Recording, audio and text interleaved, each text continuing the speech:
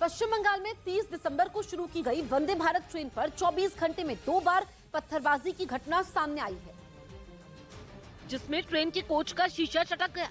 बताया गया कि पथराव में कोच नंबर C3 और C6 की खिड़कियों के शीशे टूट गए। वंदे भारत ट्रेन पर ये दूसरा हमला दार्जिलिंग जिले में फंसीदेवा के पास हुआ। जांच करने पर पता चला कि ट्रेन जब न्यू जलपाईगुड़ी के यार्ड में जा रही थी, तभी ट्रेन के शीशों पर पत्थर के टकराने की तेज आवाज सुनाई दी।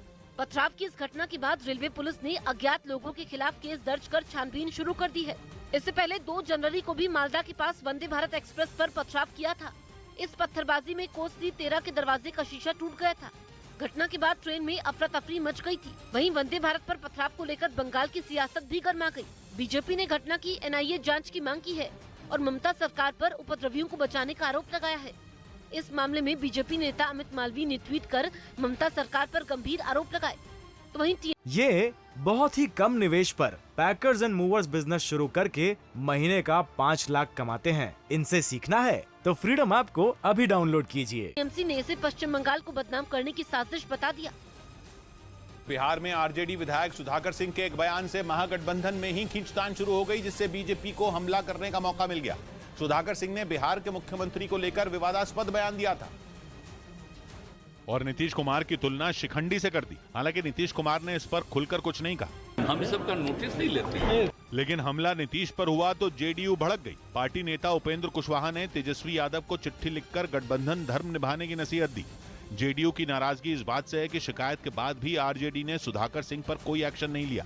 लेकिन महागठबंधन में मचे घमासान ने बीजेपी को बैठे बिठाए हमले का मौका दे दिया और महागठबंधन के अंदर अब लठबंधन होगा।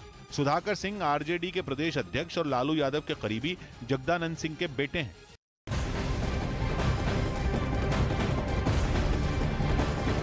बड़ी खबर आपको बता दें, वंदे भारत ट्रेन पर पथराव के मामले में अज्ञात लोगों के खिलाफ केस दर्ज किया गया है। रेलवे एक्ट के तहत FIR भी दर्ज हुई है। दरअसल वंदे भारत ट्रेन पर पश्चिम बंगाल में पथराव होता है, जिसमें 2 बोगियां क्षतिग्रस्त होती है। अब अज्ञात लोगों के खिलाफ इसमें केस दर्ज किया गया है। वहीं इसको लेकर के TMC पर भी निशाना बीजेपी की तरफ से साधा गया था।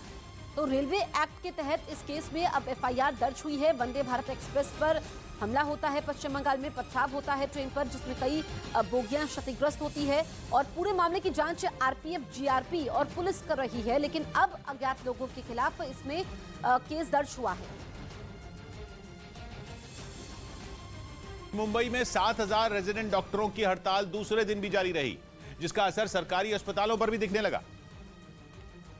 और मुंबई के नगर निगम BMC के अस्पतालों की OPD और इमरजेंसी सेवाएं ठप हो गईं। रेजिडेंट डॉक्टरों ने मांगे पूरी नहीं होने तक हड़ताल जारी रखने का ऐलान किया। हड़ताल कर रहे डॉक्टरों की हॉस्टलों की सुविधा में सुधार और खाली पदों पर भर्ती समेत 6 मांगे हैं, जिन पर वो सरकार से लिखित में भरोसा चाहते हैं। उधर महाराष्ट्र के शिरडी में क्रिसमस और नए साल के मौके पर भक्तों ने साईं मंदिर में जमकर दान किया।